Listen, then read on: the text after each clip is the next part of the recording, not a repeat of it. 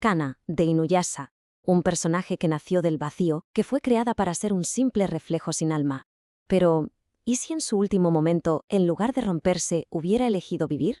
Pues hoy vamos a explorar una fascinante historia alternativa sobre cómo la mismísima nada aprendió a construir un yo. La pregunta que lo arranca todo es esa. ¿Qué ocurre cuando un arma elige la vida? Porque Kana no era más que eso, ¿no? Una herramienta, un recipiente de la nada diseñado para obedecer y al final para destruirse. Pero esta historia se imagina qué pasaría si esa herramienta, justo en el último instante, se negara a romperse. Vamos a imaginarnos la escena. El campo de batalla es un auténtico caos. Naraku, ya desesperado, se vuelve hacia Kana, su creación más perfecta, para un último acto de destrucción.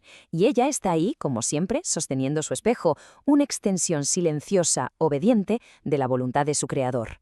Y entonces llega la orden final. Una sola palabra, cortante y absoluta. Muere. Para un ser como Kana, una orden de Naraku no es una sugerencia. Para nada. Es su realidad. Es el propósito mismo de su existencia. No hay lugar para la duda, solo para la obediencia más ciega. Pero por primera vez algo se mueve en su interior. Toda su existencia ha sido eso, el vacío, la obediencia total. Pero justo en ese instante crucial empiezan a aflorar pequeños fragmentos de otra cosa. La amabilidad de Kagome, una flor que le dio Rin, la mirada sin miedo de Kohaku. Y por primera vez en su corta vida, Kana duda. Y en ese preciso momento de duda, Kana comete su primer y único acto de rebelión. En lugar de hacer añicos su espejo y a sí misma, dirige todo ese poder hacia adentro. Y lo usa para cortar ese hilo oscuro que la conecta con su creador, el lazo que había definido toda su existencia. La batalla termina. Naraku es derrotado, y toda su energía malévola se desvanece del mundo. Pero Kagome, con su percepción espiritual, nota algo inesperado. Un pequeño punto de presencia que no debería estar ahí. Es Kanna. Ha sobrevivido, y su aura está limpia, libre de la influencia de Naraku. A ver, y esto es clave para entender lo que viene. Al cortar el lazo con Naraku, ella no se convierte mágicamente en una persona. No, sigue siendo el vacío, la nada. La gran diferencia es que ahora es una nada libre, sin propósito, sin voluntad, sin un yo que la defina. Es literalmente un lienzo en blanco. Su nueva vida empieza en la aldea de Kaede, donde es, una presencia extraña y muy silenciosa. No es una amenaza, simplemente existe. Observa cómo fluye el río, las hojas de los árboles, la vida de la gente, pero sin llegar a comprender nada. Sigue siendo un eco de su pasado. Solo actúa si alguien se lo pide directamente. Y este es el primer paso de su despertar. Un gesto increíblemente simple, pero que es monumental. Rim le ofrece una flor. Kana, sin reaccionar, solo la sostiene. Y pasa el tiempo, mucho tiempo. Y entonces, en lugar de dejarla caer, toma una decisión. Decide conservarla.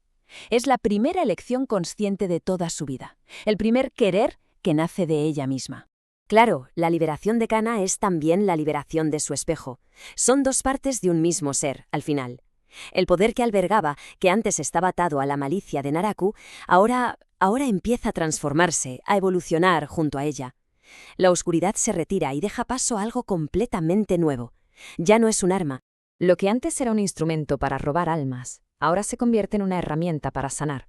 Por ejemplo, cuando un niño de la aldea llora la pérdida de su madre, Kana se acerca. Pero el espejo ya no refleja un ataque, sino un recuerdo, la imagen feliz de su madre sonriendo. Un pequeño momento de consuelo para él.